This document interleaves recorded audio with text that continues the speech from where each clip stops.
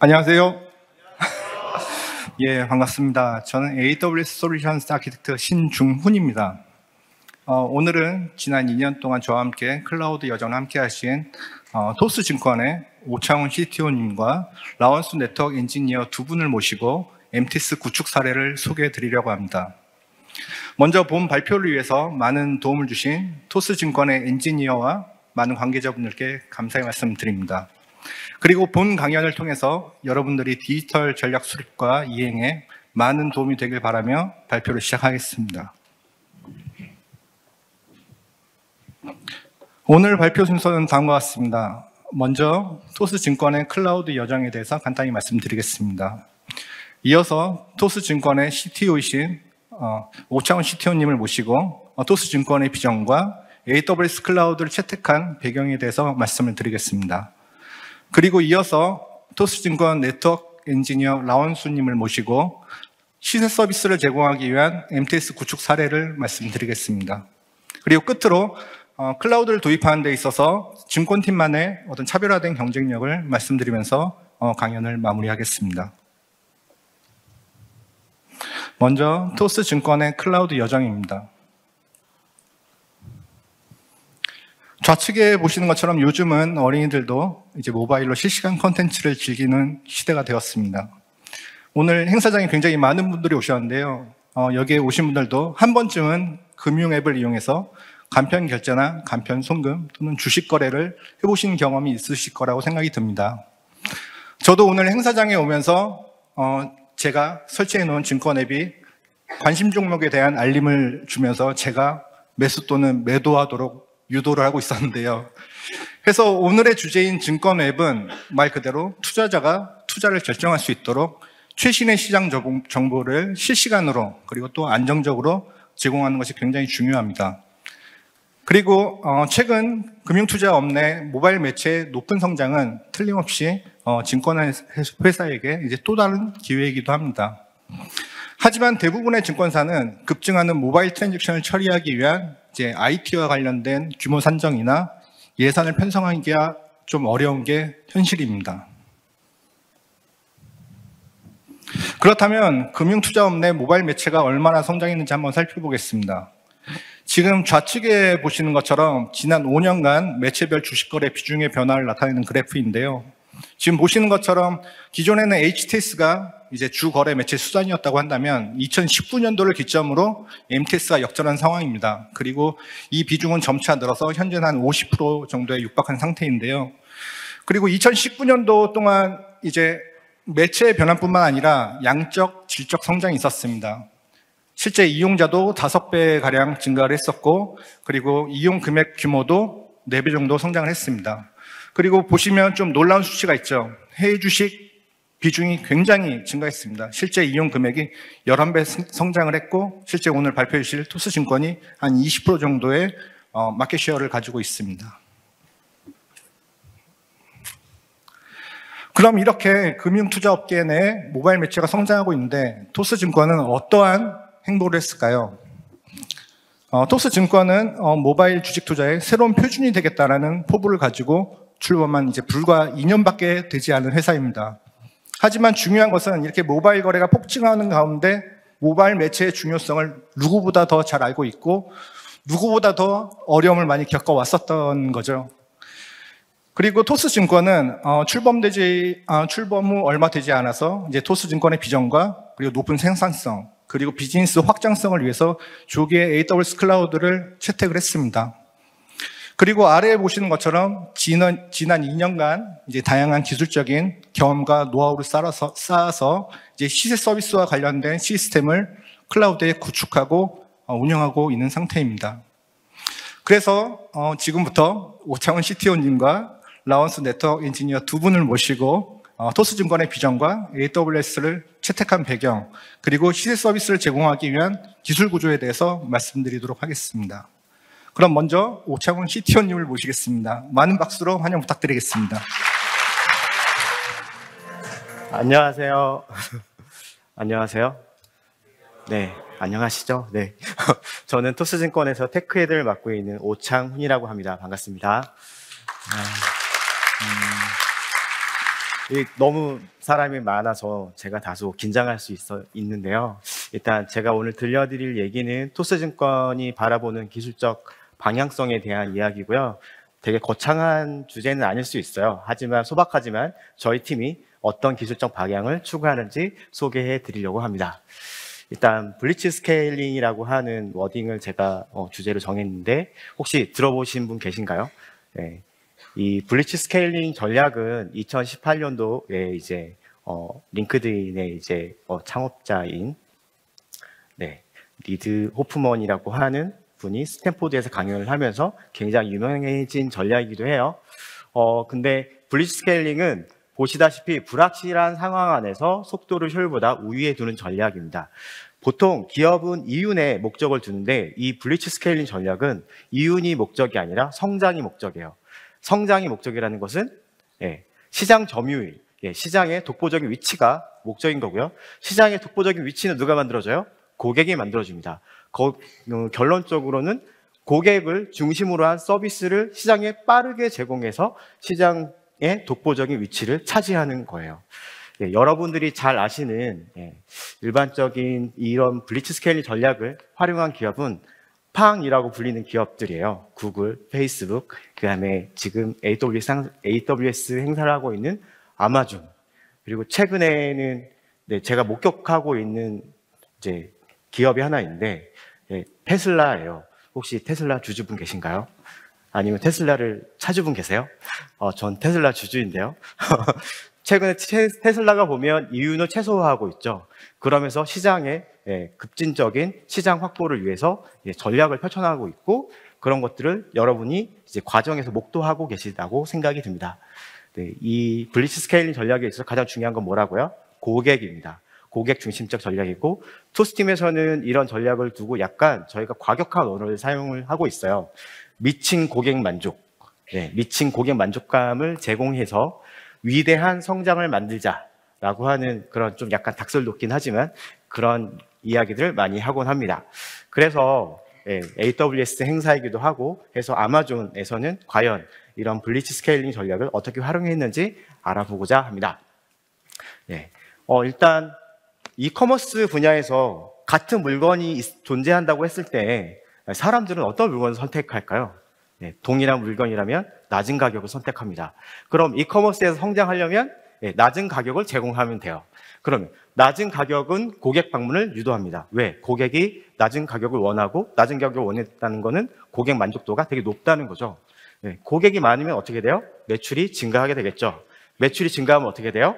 사람이 많이 모여 있으니까 아마존 이제 AWS가 아니라 아마존은 이제 오픈마켓이죠. 그래서 CP사들이 컨텐츠 프로바이더들이 많이 참여를 하게 되겠죠. 고객이 많이 있으니까 물건이 잘 팔리니까 그렇게 되면 규모가 성장하게 돼요. 고객이 많이 와서 트래픽이 성장하게 되면 인프라를 막 늘려야 되죠. 시스템도 늘려야 되고 설계도 더 대규모로 하게 돼요. 그럼 대량의 경제는 그 안에서 규모의 경제는 비용의 개선을 만듭니다.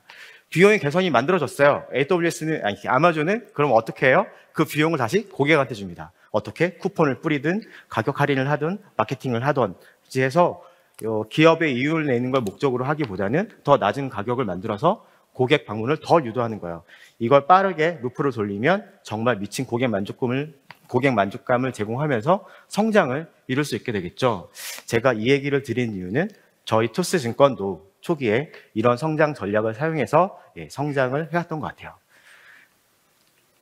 그래서 지난 2년간 저희가 이제 갓 출범한 증권사이긴 한데 한 2년, 한 2021년 3월 15일 런칭을 했으니까 2년하고 1개월 정도가 지났네요. 보시면 저희가 3월 15일 날 출범을 했어요. 그리고 4월 15일 날 저희가 100만 계좌라고 하는 계좌 개설수를 달성을 합니다. 그런데 4월 15일 날 언론 보도가 나왔거든요. 4월 16일 날 200만 계좌 개설이라고 하는 언론 보도가 또 나오게 됩니다. 단 하루 만에 이틀에 걸쳐져 있긴 하겠지만 계좌 개설 수가 100만이 넘어섰어요. 그리고 3달 만에 300만 계좌가 달성하게 되는데요.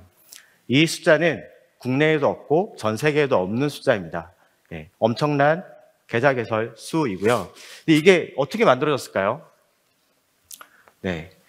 이게 그냥 만들어지진 않았어요. 엄청 어려웠거든요. 왜냐하면 저희가 하고 싶어도 하지 못했던 에피소드가 하나 있어요. 일반적인 계좌 개설을 시키려고 하면 사용자들이 이제 KYC라고 해서 사용자 신원을 확인해야 되는데, 그 신원을 확인하려면 금융망, 신원을 하기 위해서는 금융망을 사용을 해야 돼요. 금융망은 모든 증권사, 금융사 같이 쓰고 있거든요. 저희가 주식 한 주 주기를 했더니 미친 고객 만족감을 제공했더니 고객들이 엄청 몰렸습니다. 그래서 되게 버스트한 트래픽이 들어왔어요. 그래서 그분들의, 왜냐하면 계좌 개설을 해야지만 주식 한 주를 받을 수 있으니까 계좌 개설 막 하는데 트래픽을 이제 금결원망을 통해서 신분증 진위 확인 등을 했는데 그 해당 망에 밴드위스가 다 차는 거예요. 그래서 다른 금융망을 사용하고 있는 다른 금융사들이 신원 확인을 할 수 없게 되는 임계치까지 도달하게 되는 거죠. 그래서 일단은 저희가 프로모션을 스탑했어요. 그리고 회의를 하고 단 3일 만에 모든 아키텍처를 바꿨습니다. 그래서 어떤 식으로 바꿨냐면 바로 고객이 오자마자 요청을 보내는 게 아니라 적정한 임계치, 하루 동안에 우리가 계좌 개설을 할 수 있는 최대한의 임계치를 정하고 비동기 형식으로 스로틀링을 하면서 최대한의 고객 요청을 보내서 하루만 해도 100만 계좌를 달성할 수 있는 그런 아키텍처를 만들었는데요. 제가 말씀드리고 싶었던 건 속도를 중심으로 했고 타이밍이 되게 중요했고 그 와중에 팀이 되게 멋지게 그것도 단기간 내에 다 변경시켜가면서 이룰 수 있던 결과적 목표였다, 결과였다라고 말씀드리고 싶어서 소개해드렸습니다. 이외에는 저희가 출범하고 나서 이제 작년 3월 정도에 작년 1월이군요. 그때 해외 주식을 그때 런칭을 했어요. 그래서 지금까지 1년 6개월 정도가 지났는데 지금 시장 점유율로 보자면 20% 정도를 차지하고 있는데요.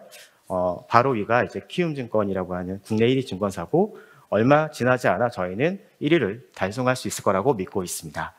네, 이게 또 쉽지 않았어요. 중간에 토스증권 관련해서 해외 주식 관련해서도 언론 보도가 좀 나간 사례들도 있을 것 같기도 하고, 왜냐하면 처음 하다 보니까 저희의 실수가 아니어도 외부의 대외적인 어떤 환경에 의해서 저희가 서비스를 제공할 수 없는 정상적인 서비스가 잘 안 되는 그런 상황이 도래하게 되더라고요. 그래서 이제 해외에 저희는 브로커리지 서비스를 하기 때문에 중개사를 이용해서 이제 주식 매매를 하게 되거든요. 그럼 한 곳에서 그 주식 매매가 일어나니까 그 의존성 자체가 너무 강한 거예요. 그래서 저희가 또 그런 일을 겪자마자 이중화를 하게 됩니다. 브로커리지를 이중화하게 되고요. 환전은행도 이중화를 해요. 이것도 얼마 만에 했냐면 단 3개월 안에. 그것도 저희는 인원을 추가하지 않았어요. 원래 운영하고 개발하던 개발자 분들께서 그냥 이중화를 하셨어요. 이게 어떻게 가능한 걸까요? 이 기존 이제 어떤 사람들이 이런 전략을 구사하려고 할 때 무엇이 가장 중요하냐면 사실상 규모와 인원이 이러한 효율화를 만들어내지 않는다라는 거예요. 결국엔 이런 효율화를 만들어내는 데 있어서는 메이커분들의 어떤 노력도 되게 중요하고 시스템에 대한 기반도 별도로 이렇게 독립적으로 시스템을 만들 수 있도록 설계가 서야 되는데 해외 주식 원장 같은 경우에는 이제 주식 시스템을 제공하는 기본적인 금전 거래에 대한 코어 시스템 원장이라고 부르거든요. 해당 원장은 저희가 어떤 금융사에서도 존재하지 않는 아무것도 참고하지 않고 바닥부터 그냥 새로 만들었어요. 분산 아키텍처로 만들었고요. MSA 환경 구조를 사용하고 있고요. 그래서 저희가 그냥 아무것도 모르고, 그러니까 해외의 주식에 있어서 필요한 스펙들, 매매할 때의 스펙, 뭐 권리에 대한 스펙, 이행해야 되는 어떤 스페시피케이션한 그런 룰들 있잖아요. 그것만 이해해서 현재 모던 아키텍처에 맞게 저희가 팀에 맞게끔 재설계를 하고 만들었습니다. 그래서 어느 한 서비스만 고도화시키고 싶다라고 했을 때 일부에 대한 서비스를 충분히 고도화할 수 있어요. 그 다음에 외부에 어떤 통신을 한다고 했잖아요. 그게 의존성이 같이 결합되어 있지 않아요. 그래서 외부의 어댑터 자체에 설계하는 어댑터라고 부를 수 있는데 외부에 통신하는 서버를 별도로 MSA로 띄워놓기만 해서 거기 이제 추상화만 거쳐서 통일화시키면 원하는 대로 이중화망에서 A로 가든 B로 가든 하는 걸 물리적으로 조절도 가능하고 유연하게 대처할 수 있게 되어 있습니다. 그렇게 해서 이러한 성과를 만들어냈고 저희는 출범 1년 6개월 만에 흑자를 달성하게 됐는데요. 일반적인 증권사가 한 4년에서 5년 정도 걸려야 하는 일을 1년 6개월 만에 달성하게 된 것 같아요. 네, 저희 팀이 너무 자랑스럽습니다. 네, 이런 노력이 있던 것에는 네, 여러 가지 조건들이 있을 텐데 그건 뒤에서 얘기 드릴 수 있도록 할게요. 네, 그리고 이건 이제 다들 잘 모르시는 용어일 거예요. 저희 팀에서만 쓰는 프로젝트 이름이거든요. 근데 제가 이렇게 나열한 건 저희가 지난 6개월 또는 1년 동안에 했던 프로젝트의 수예요. 한 저희는 6개월 동안에 20개에서 30개 정도의 그런 프로젝트들이 자유롭게 일어나요. 팀이 만들지 않아도 길드라는 활동으로 자발적으로 일어나는 그런 프로젝트들도 있어요. 근데 이런 것들이 어떻게 가능했는가? 그리고 저는 이거 볼 때마다 팀에 대한 경외감이 들거든요. 너무 자랑스럽다. 우리 팀 너무 멋지다라는 생각이 들어서 저는 좀 박수를 쳐주고 싶었습니다, 여러분. 네. 이 블리츠 스케일링에 있어서 필수 요소가 있어요. 저거는 사실상 블리츠 스케일링은 아무 때나 추구해서도 되지도 않는 전략이기도 하고 때도 중요하고 시점도 중요하지만 이 네 가지 조건도 굉장히 중요합니다. 근데 저는 이 블리츠 스케일링이라고 하는 게 추구하는 게 목적이 아니라 저거를 할 수 있는가가 매우 중요하다고 생각해요. 블리츠 스케일링이라고 하는 전략을 펼칠 수 있냐 없냐도 중요하지만 현재 시대에 있어서 이거는 기업의 생존 전략이자 성장 전략의 밑거름이 된다고 생각합니다. 블리츠 스케일링에서 제일 중요한 건 속도라고 해요. 속도. 예. 지난 10년간 모바일 시대가 시작된 지 진짜 활성화가 시작된 지 한 10년밖에 안 됐다는 거 아시나요? 예. 근데 1996년부터 시작해서 바로 10년 전까지 가보면 2013년이네요. 2013년까지 생성된 데이터보다 지난 10년간 만들어진 데이터가 훨씬 더 많습니다. 2배 이상, 3배 이상은 더 될 거예요. 아마 지금 5배가 더 될지도 모릅니다. 네. 정말 지난 10년간 모바일 시대 이후로 폭발적인 성장을 했어요. 인터넷이. 그렇게 빅뱅으로 빠르게 성장하는데 기업이 그 속도를 어떻게 쫓아가야 돼요? 감히 쫓아갈 수가 없는 거예요. 그래서 이 블리츠 스케일링의 속도가 되게 중요한 건 빠르게 변화하는 시대에 그 속도를 맞추지 않으면 나는 완전 도태될 수밖에 없는 거거든요. 굉장히 위험합니다. 가만히 있는 것은. 그래서 속도가 굉장히 중요해요. 근데 속도는 어떤 거예요? 그냥 빠르게 하면 되는 거가 아니거든요. 실행력이에요. 할 수 있냐? 정말 중요하거든요. 빠르게 마음만 먹고 한다고 되는 게 아니잖아요. 예를 들면 어떠한 일을 해야 될 때 누군가에게 승인을 받아야 되고 환경에 대한 결제 요청을 올려야 되고 그걸 구현하고 실제로 뭔가 반영하는 데까지 시간이 엄청 걸리게 되고 그런다고 난 다음에 뭔가 프로세스를 따라서 고객을 만나게끔 한다라고 하는 그런 절차적인 어떤 환경을 가지고 있다고 하면 사실상 이 속도를 추구한다고 그게 되지가 않아요. 그래서 의사결정도 그 내부적으로 자체적으로 일어날 수 있어야 되고 그런 인스턴스나 서비스의 실행력도 자체적으로 생산할 수 있어야 되는데 그게 조직에서도 필요한 거고 저런 실행 가능성을 추구할 수 있는가가 첫 번째고 일단 뒤에서 좀 메이커 부분에서 제가 지금 설명을 좀 더 드려볼게요. 일단 속도에서 실행 가능하게끔 할 수 있어야 되는 역량이 필요하다. 두 번째는 그렇게 저희가 고객 중심적인 어떤 서비스나 피처나 이런 것들을 계속 제공한다고 했잖아요. 그럼 고객들이 많이 올 거잖아요. 그럼 토스에서 되게 유명한 게 하나 있어요. CC, 캐링 캐파시티. 예. 고객 캐링 캐파시티는 인플로우와 아웃플로우가 있을 때 인플로우 자체를 많이 늘리고 아웃플로우를 줄이면 고객을 담을 수 있는 그릇이 굉장히 커진다라는 거군요. 고객을 가둘 수 있어요. 고객에 대한 수용성. 이 수용성 자체를 어떻게 만들어야 될까요? 고객이 들어왔을 때 나가지 않을 수 있도록 여러 가지 장치를 해야 되겠죠. 예, 그래서 사용자 경험도 매우 중요할 거고요. 사용자가 네트워크 이펙트를 만드는 것도 해서 계속 머물 수 있도록 해줘야 될 거고요. 그 다음에 플랫폼적인 파워도 가지고 있어야지만 사용자들이 혜택을 누리면서 그 안에 머무를 거예요. 그래서 이렇게 빠른 스피드로 제공한 고객 경험으로 유저들이 왔을 때 담을 수 있어야 돼요. 근데 이렇게 담잖아요. 우리는 빠른 속도로 이제 같이 일하는 사람 메이커라고 부르고 있습니다. 팀에서는. 이 메이커분들이 지속 가능해야 돼요. 빠르게 앞에서 보셨죠? 한 30개, 40개의 프로젝트를 막 하는데 일이 즐겁지가 않으면, 일이 재미가 없으면 6개의 프로젝트를 해도 힘들어요. 일이 힘들지 않아야 되거든요. 힘들지 않으려면 뭔가 했을 때 속이 시원하거나 결과적인 피드백을 빠르게 받거나 아니면 회사의 전체적인 어떤 보상적인 체계라던가 이런 것들이 회사와 내가 함께 간다거나 이런 게 서로의 상호작용 피드백이 같이 갈 수 있어야 되고 하는데 그래서 메이커분들 같이 일을 하는 사람의 인적 요소가 굉장히 중요하고 합이 맞아야 되니까요. 그 다음에 그 같이 일하는 기업 문화가 굉장히 중요합니다. 일하는 공통적인 문화, 이것들이 지속 가능하게 제품을 빠르게 돌리면서 고객들이 있을 때에 블리츠 스케일링을 할 수 있는 전제 조건이 되거든요. 근데 저는 이제 네 번째 이너프 리소스는 뭐냐면, 사람이 계속 서비스가 엄청 늘어날 거잖아요. 그러면 한정된 사람만으로는 이걸 이제 유지할 수가 없어요. 많이 만들어질 거니까. 아마존 같은 경우에는 처음에 상장하기 전에 한 153명 정도의 인원이 161억 원 정도의 매출을 내는 아주 아담한 회사였어요. 저희 토스증권이랑 되게 비슷한 사이즈인 것 같아요. 비슷하거든요. 그리고 3년 만에 인적 요소는 50배가 성장하게 되고요. 매출은 321배가 성장하게 됩니다. 이 블리츠 스케일링 전략을 통해서. 왜냐하면 시장을 장악하기 전까지의 이윤을 남기지 않고 다 고객한테 투자하거든요. 그러고 난 다음에 상장 후에 어마어마한 매출을 만드는 그런 폭발적인 성장을 만들어냈어요. 그래서 충분한 리소스도 굉장히 중요해요. 이 성장 동력에 있어서. 그래서 이제 저희가 사람이 많이 필요하거든요. 혹시 저희와 함께 블리츠 스케일링을 하고 싶은 생각이 있으시다면 저기 뒤쪽에 채용팀이 기다리고 있습니다. 나가실 때 관심 주시면 감사하겠습니다. 그래서 저 네 번째, 충분하지 않았던 리소스에 대한 얘기를 좀 드리고 싶어요. 쉽지 않았어요. 앞에서 얘기했던 거 뭐 과정들도 있었겠지만 쉽지 않았던 순간들이었다. 왜? 코비드가 이제 코로나 시국이었어요. 이때는 출범한 지 얼마 되지 않았던 상황에서 코로나 한창이었는데, 잘 아시겠지만 하늘길도 막히고 바닷길도 막히고 사람도 막히고 물류가 다 막혔어요.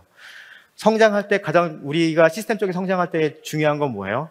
인프라예요. 저희가 이제 금융권에 있다 보니까 물리적인 클라우드를 구축해서 프라이빗 클라우드를 구축해서 사용하고 있는데, 뭔가 장비 수급이 안 되는 거예요. 요청을 해도 1년이 걸리고, 이때는 어떤 시대였는지 여러분 좀 생각하시겠지만 사람들이 온라인에서 일상을 살아요. 투자도 하고요, 주문도 하고요, 얘기도 나누고요. 그냥 진짜 메타버스, NFT 할 것 없이 모든 게 흥행했던 시대예요. 그러니까 IT에 대한 리소스가 세상 여기저기서 계속 요청을 하니까 장비가 없어요. 장비가 없어요. 장비 수요와 주문이 넘쳐가지고 저희가 성장을 하는 시기에 리소스가 너무나 모자랐어요. 충분한 리소스가 되지 않았다. 그다음에 망분리 요건이 있는데요. 이거는 이제 불편함을 얘기하는 게 아니라 저희 토스증권은 모든 금융사 중에서 가장 쉽고 편하게 망분리를 환경 안에서 일할 수 있는 회사라고 저희가 자부합니다.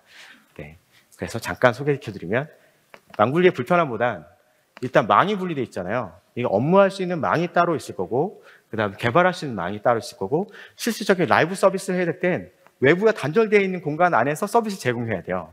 그러니까 예를 들면 유저 서비스를 만들기 위해 유저 서버 하나를 만든다고 할게요. 그럼 개발망에다가 유저 서버를 하나 올렸어요. 그럼 업무망에서도 뭔가 확인을 해야 되고 테스트를 해야 되니까 업무망에도 물리적 장비가 하나 필요해요. 실제로 라이브 환경에 나가려고 하면 라이브 장비가 또 필요해요. 결국에 하나의 서버가 필요하면 복제가 3개가 돼야 돼요. 결국 뭐 시스템적인 리소스의 뭐 이제 캐파는 다를 수 있겠지만 물리적 장비가 필요하다는 거예요. 망분리 환경이기 때문에 더 많은 물리적 장비가 필요했던 거예요. 공급망 상황도 있었고 망 구성별 지속적인 장비 수급이 되게 절실했었어요. 되게 발을 동동동 굴렀던 것 같아요. 어떻게 해결할까? 금융 맥락에 맞는 클라우드를 적극적으로 활용해보자. 이게 너무 당연한 얘기인데 특별하지 않을 수도 있어요. 일단은 저희가 증권 서비스라고 하는 건 실시간 시세라고 하는 실시간 트래픽이 있는 어떤 시세 정보를 계속 흘리거든요. 이게 IDC라고 하는 데이터 센터에서 저희가 시세 서비스 제공할 때 그 시세, 저희가 100이라고 하는 인터넷 뭐 1기가 망, 뭐 1기가 그런 이제 쓰시잖아요. 500메가바이트 쓰잖아요. 저희가 기가빗 랜으로 쓰긴 있지만 그 밴드위스라고 하는데 그 인터넷 대역폭을 이거에 한 50에서 60까지도 넘어가는 거예요. 왜? 장초방 시간대. 그럼 나머지가 저희가 인터넷으로 사용할 수 있는 실시간 유저한테 딜리버리 할 수 있는 가용성은 40%, 50%밖에 안 되니까 전 좀 되게 조마조마하더라고요. 여기서 더 많은 트래픽이 터지게 되면 어떡하지? 그래서 더 이 트래픽 밴드위스를 확장할 수 있는 방법이 있나? 이거 고민하다가 이따 뒤에서 저희 원수님께서 설명 주실 건데 저희가 어떻게 AWS의 실시간 시세에 관련된 시스템을 구축했는지 자세하게 설명 주실 겁니다. 그래서 그 시세를 클라우드로 올리자. 그러면 물리적 밴드위드스를 사용을 최소화하면서 우리가 필요할 때 AWS에 있는 무한한 밴드위드스를 활용하면서 서비스를 할 수 있어. 라고 해서 저희가 EKS 기반으로 AWS의 시대 서비스를 구축하게 됩니다.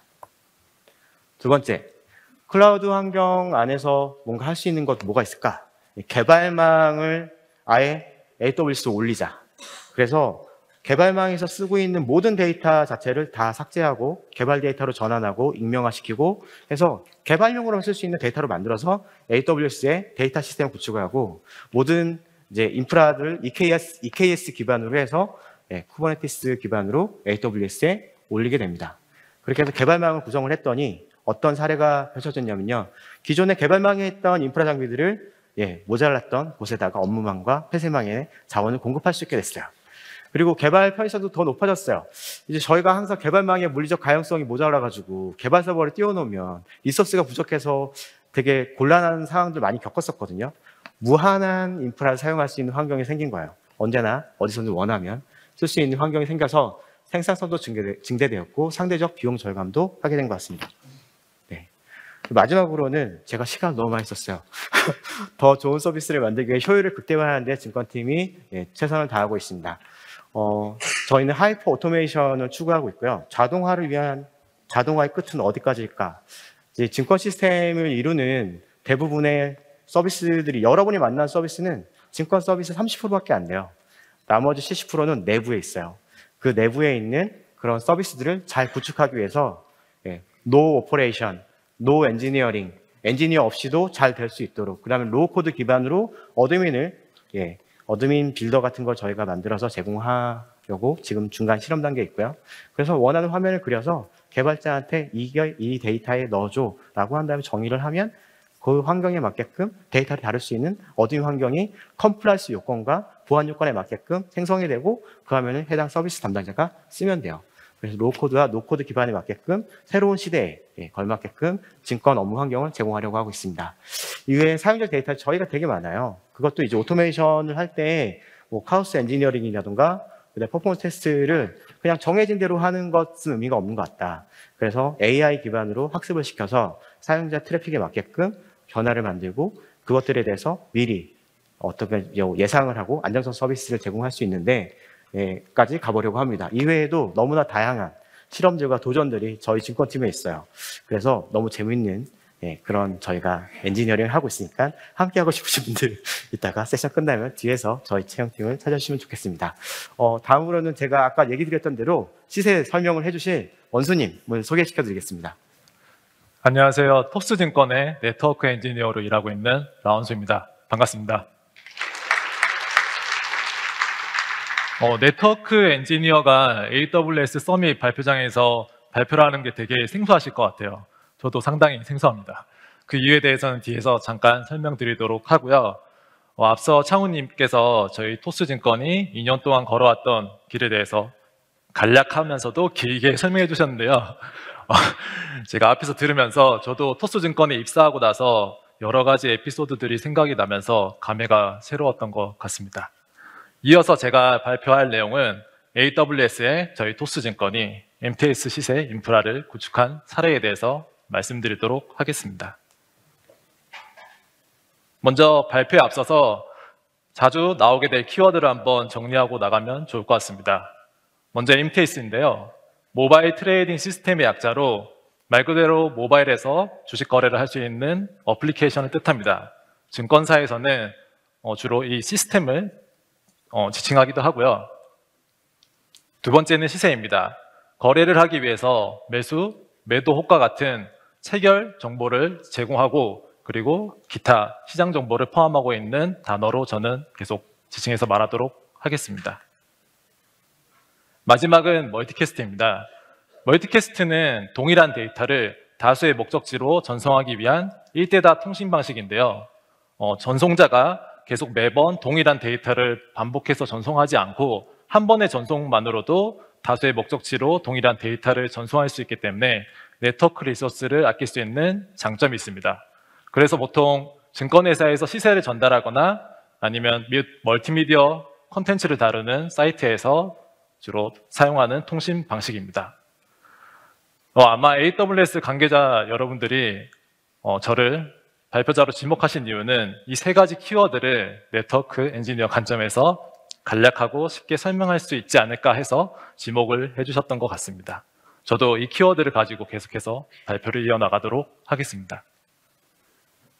목차는 먼저 클라우드 MTS를 구축한 이유, 그리고 두 번째는 국내 주식 시세 멀티캐스트를 구성한 방식, 마지막으로 AWS 클라우드를 활용을 해서 MTS를 구성한 결과에 대해서 순차적으로 말씀드리도록 하겠습니다. 먼저 저희 토스증권이 클라우드로 MTS를 구축한 이유에 대해서 간략하게 말씀드리도록 하겠습니다. 혹시 여러분들께서는 토스증권에서 진행했던 주식 한 주 선물하기 이벤트를 알고 계실지 모르겠습니다. 저희 토스증권에 처음으로 계좌를 개설하시는 분들에게 한정적으로 주식 한 주를 제공했던 이벤트였는데요. 이때 당시에 이 이벤트가 말 그대로 대박이 나면서 사람들이 많이 접속하게 됐고 하루 최대 주식 계좌 개설 수만 해도 약 64만 개에 육박할 정도로 상당히 흥행했던 이벤트였습니다. 이때 당시까지만 해도 저희 동료들과 저 포함해서 다 이제 저희 고생 끝났고 이제 행복 시작이다. 그리고 하와이 가야겠다 이런 생각을 했었는데 그 기쁨도 잠시 바로 위기가 찾아오게 됩니다. 아무래도 사람들이 많이 접속하게 되면서 접속 트래픽이 늘어나게 됐고요. 이 늘어난 트래픽을 처리하기 위해서 물리적인 인프라 환경을 바로 확장을 해야 됐습니다. 이 물리적인 인프라 환경을 확장을 하면서 생각보다 많은 저희 인력과 그리고 리소스가 투입이 되었는데요. 이 당시에 되게 저는 힘들었던 기억으로 남아 있습니다. 만약에 AWS 같은 클라우드 서비스를 사용을 했더라면 아마 이 상황을 조금 더 쉽고 편하게 해결할 수 있었을 거라는 좀 아쉬움이 남아있던 이벤트였습니다. 그러면 그 당시에 가장 문제가 됐던 서비스는 어떤 것이었을까요? 네, 바로 시세 서비스입니다. 지금 보고 계신 화면은 저희 토스증권의 앱 화면인데요. 보시는 대로 시세 데이터와 호가 정보가 대부분의 화면을 차지하고 있는 것을 보실 수 있습니다. 그리고 실제로 시세 데이터가 많이 양을 차지하기도 하고 이것을 처리하기 위한 데이터 리소스도 많이 필요합니다. 그리고 무엇보다 가장 중요한 것은 주식 거래를 하시는 분들이 가장 중요하게 생각하는 정보가 이 시세 정보이기 때문입니다. 그래서 저희는 이것을 안정적으로 제공해 드리기 위해서는 당연히 AWS 같은 클라우드 서비스를 사용하는 것은 어쩌면 당연한 수순이라고 말씀드릴 수 있겠습니다. 그래서 저희는 빠르게 AWS와 협업을 해서 시세 서비스를 구축해 나가기 시작합니다.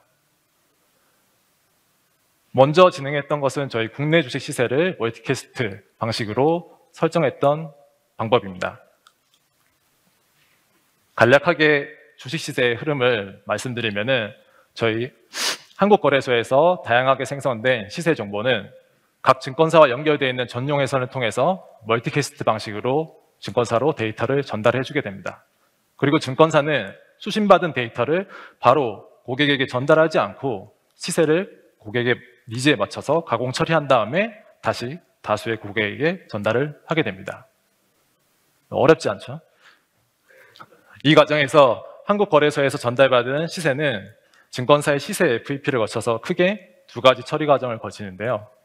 첫 번째는 과거 데이터를 조회하기 위해서 별도의 데이터베이스에 수신받은 정보를 적재를 하는 처리 과정입니다.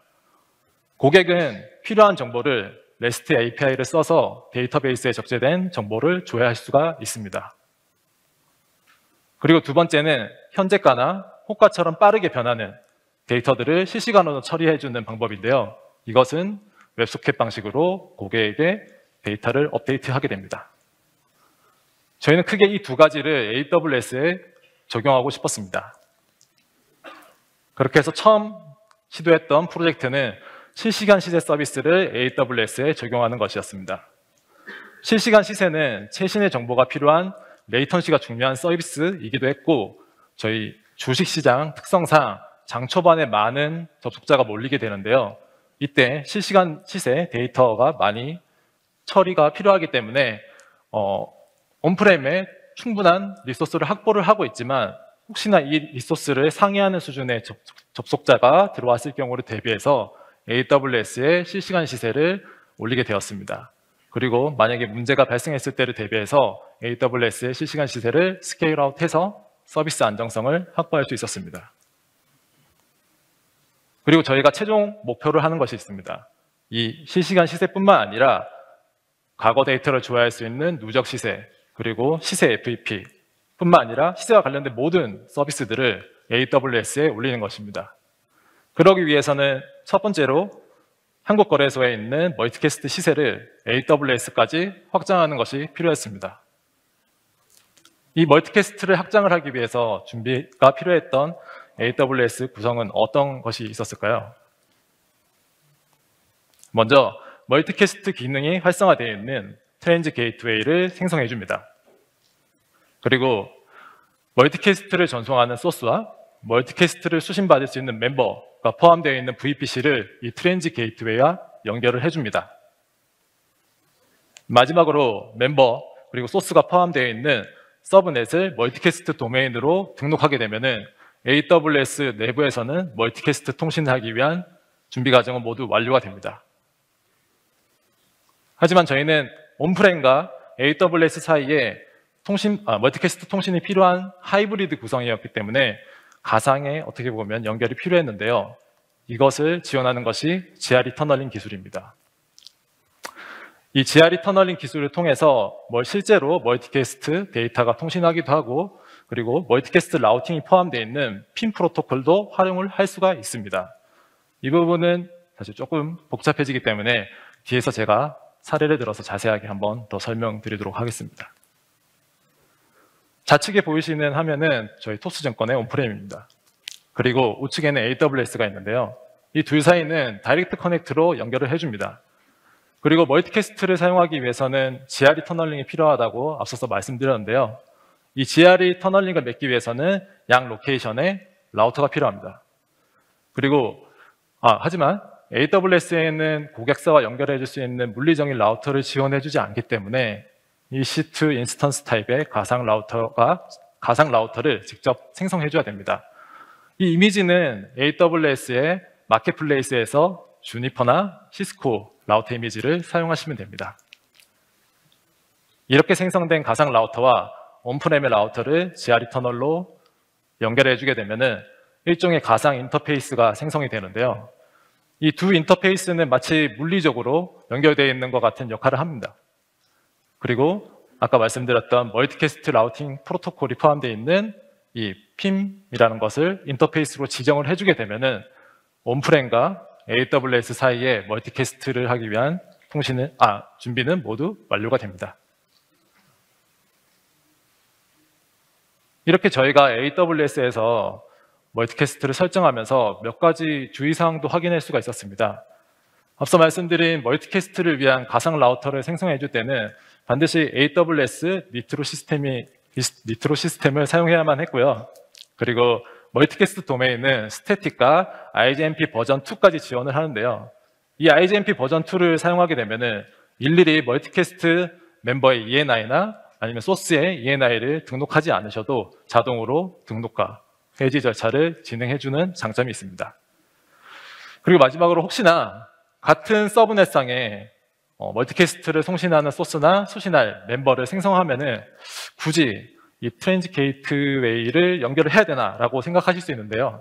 정답부터 말씀드리면 반드시 멀티캐스트 통신을 위해서는 같은 서브넷에 위치하고 있더라도 반드시 멀티캐스트 기능이 활성되어 있는 트랜지 게이트웨이와 연결이 필요합니다.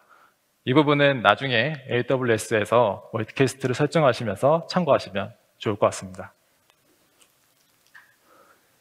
이렇게 해서 저희가 구성한 시세 멀티캐스트 구성입니다. 여기서 가장 중요한 부분은 저는 가상 라우터라고 생각했습니다. 이 가상 라우터는 온프렘과 AWS 사이에 위치하면서 온프렘에 있는 멀티캐스트를 수신받는 역할, 그리고 수신받은 시세를 다시 AWS로 전달하는 두 가지 역할을 하기 때문입니다. 그리고 이렇게 전달된 시세 데이터는 내부에 있는 EKS에 올라있는 시세 FEP, 그리고 가공 서버들을 통해 화면은 나와 있지 않지만 고객에게 최종 전달되게 됩니다. 조금 더 상세한 화면인데요. 좌측에는 말씀드린 라우터와 가상 라우터가 HA로 구성되어 있는 모습을 보실 수가 있고, 이 라우터를 통해서 전달된 시세는 내부에 있는 EKS의 시세 FEP, 그리고 가공 서버, 그리고 과거 데이터를 조회하기 위한 데이터베이스가 올라갈 구성입니다. 그리고 이 모든 처리 과정을 통해서 DMZ에 있는 EKS의 웹 서버를 통해서 최종 고객에게 시세는 전달되는 구성으로 아키텍처를 설계를 했습니다. 그리고 인터넷 접점 구간과 내부 구간에 각각 방화벽을 배치함으로써 보안성도 함께 높일 수가 있었습니다. 이렇게 저희가 AWS 클라우드를 활용을 해서 시세 인프라를 구축을 해봤더니 몇 가지 좋은 이점이 있었습니다. 실시간 시세 서비스를 기준으로 30% 정도의 성능 개선을 확인할 수가 있었고요. 만약에 동일한 인프라를 구성을 할 때 온프렘에서는 장비를 설치하고 그 다음에 케이블링을 하고 초기 셋업을 하는 과정에서 넉넉 잡아서 4주 정도 걸렸던 과정이 AWS 배포를 통해서 10분이면 이 처리가 가능했습니다.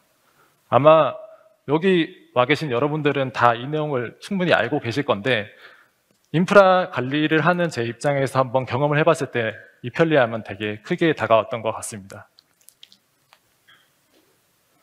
이렇게 해서 저희 토스증권은 MTS 시세 인프라를 시작으로 다양한 서비스를 AWS에서 런칭할 계획을 가지고 있습니다. 그리고 많은 테스트를 준비하고 있고요. 이 과정에서 많은 경험과 노하우들은 어쩌면 AWS가 토스증권의 제3센터로서 역할을 자리매김할 수 있지 않을까 저는 크게 기대하고 있습니다. 다시 한번 정리하면은 온프레임과 AWS의 멀티캐스트를 사용하기 위해서는 가상 라우터와 GRE 터널링이 필요하다는 점은 그렇게 어려운 부분이 아니니까 숙지해 주시면 좋을 것 같고요. 여기까지 제가 준비한 발표 내용이었고요. 제가 이렇게 많은 분들 앞에서 발표하는 게 처음이라서 사실 내용 전달이 제대로 되었을지 모르겠습니다. 하지만 저희 뒤에도 저희 훌륭한 동료분들이 계속해서 이 자리에서 발표를 해 나갈 거라고 저는 확신하고 있기 때문에 안심이 되고요. 앞으로도 저희 토스증권이 이 AWS를 활용을 해서 계속해서 성장하는 모습을 지켜봐 주셨으면 좋겠습니다. 발표는 여기서 마무리하도록 하겠습니다. 감사합니다. 제가 항상 느꼈던 거지만 저희 토스 증권분들 굉장히 열정적이시고 오늘 발표에서도 굉장히 열정적인 모습을 보여주신 것 같습니다. 그래서 제가 간단히 마무리하겠습니다. 이제 중요한 것은 이겁니다. 우리가 이제 클라우드를 도입한다고 이제 많은 부분을 검토를 하게 되는데, 실제로 본질적으로 중요한 것은 뭐 데브옵스나 뭐 에자일 메서드 또는 어떤 특정한 인력 이런 것들이 사실 중요한 게 아니라 클라우드 도입과 반드시 고려될 부분은 반드시 비즈니스와 관련된 부분입니다. 그래서 만약에 여러분들이 클라우드를 도입하는 데 있어서 비즈니스 전략, 비즈니스 효과와 관련된 부분이 온라인 되어 있지 않다 한다면 굉장히 클라우드 도입에 있어서 많은 어려움을 겪게 될 것입니다. 해서 오늘 말씀드릴 내용은 이제 요약한 내용인데, 지금 보시는 것처럼, 그리고 우리 원수님이 소개해 주셨던 이 아키텍처도 지금 여러분들이 소개는 받았지만 지금 이 순간에도 지금 토스 팀에 있는 많은 엔지니어 분들이 개선을 하고 계십니다. 그래서 이 아키텍처 자체도 실제로 다음 달에 또는 그 다음 달에 많이 변경이 될 수도 있습니다. 그래서 토스 증권팀 같은 경우는 이런 아키텍처가 현재 상태에 머무르지 않고 이제 고객의 이제 투자와 관련된 경험을 계속 향상시키기 위해서 많은 변화를 하고 있습니다. 그리고 오늘 말씀 주셨던 내용 중에 가장 핵심적인 부분은 블리츠 스케일링입니다. 그래서 앞 강연에서 들었었던 내용과 좀 약간 배치되는 내용이 있죠. 이제 어떤 고객사는 속도보다는 방향성이다 라는 메시지도 있긴 했었으나 우리 토스 같은 경우는 속도가 최고입니다. 그리고 이 속도를 따라가기 위한 강한 실천력을 가지고 있다는 것을 제가 목격을 했었고, 그리고 많은 엔지니어 분들을 통해서 많은 경외심을 느꼈습니다. 그리고 두 번째가 사실 더 중요합니다. 여러분들이 뭔가 프로젝트를 한다거나 RFP를 띄우거나 여러 가지 상황이 있을 텐데, 토스 같은 경우는 실제 빠른 실패를 허용하는 조직 문화가 있습니다. 그래서 이 결과적으로 봤을 때는 다양한 시도를 아까 오창훈 CTO님께서도 말씀해 주셨지만 빠른 성공을 하기 위한 빠른 실패가 굉장히 중요하다는 부분입니다. 그래서 이런 것들이 가능했었던 것을 보면 제 밑에 나와 있었던 클라우드의 사용과도 어느 정도 다 맞닿아 있습니다. 그래서 토스증권 같은 경우는 클라우드가 먼저 있었던 것은 아닙니다. 그들이 어떤 기술적인 문제, 비즈니스 문제를 해결하기 위해서 클라우드를 사용했었던 것이고, 지금 보시는 것처럼 실패 비용을 최소화하기 위해서 클라우드를 굉장히 전략적으로 잘 활용하고 있었던 부분이 굉장히 중요했던 것 같습니다. 그리고 마지막으로 이 MTS 아키텍처를 만들면서 각각 기술 도메인에 있으신 그 리더십, 엔지니어 분들이 굉장히 많은 역할을 해주셨고, 그리고 이 엔지니어 분들의 가장 특이한 모습은 어떤 개인의 성과보다는 어떤 조직의 성과를 좀 우선시한다는 점, 그리고 클라우드를 도입하는 데 있어서도 어떤 외부의 리소스, 아웃소싱을 통해서 뭔가 클라우드 역량을 가지고 우리가 가져갈 수도 있겠지만, 최대한 이제 토스 증권팀 내부에서 클라우드 기술을 내재화할 수 있는 역량이 있었던 부분이 가장 주요하지 않았었나 싶습니다. 그래서 오늘 토스증권 오창훈 CTO님 그리고 라원스 엔지니어님 이외에도 굉장히 존경하는 많은 엔지니어 분들이 계신데 좋은 내용 발표해 주셔서 감사드리고 오늘 발표 내용이 이제 여러분들이 클라우드를 도입하거나 어떤 클라우드 전략을 가속화하는 데 있어서 많은 도움이 되면 좋겠습니다. 끝까지 경청해 주셔서 감사합니다.